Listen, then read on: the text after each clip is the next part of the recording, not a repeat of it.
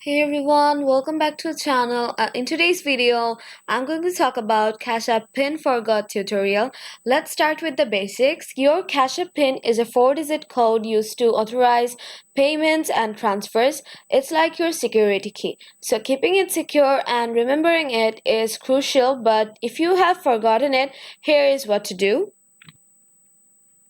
Open your Cash App and tap your profile icon at the top right.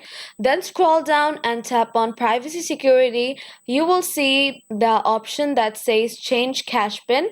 Since you forgot it, Cash App will prompt you to verify your identity before letting you set a new one. Now, this part is important. Cash App will ask you to confirm your identity using your linked email or phone number. They will send you a verification code. Enter the code and you'll be allowed to create a new 4-digit PIN. Make sure you choose a PIN that's secure.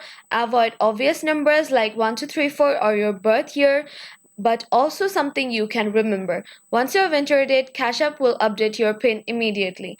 So this was it for today's video. If you found this video helpful, don't forget to like and subscribe and ring the bell if you want to get notified whenever we upload our next video. Thank you so much for watching. Till then, take care.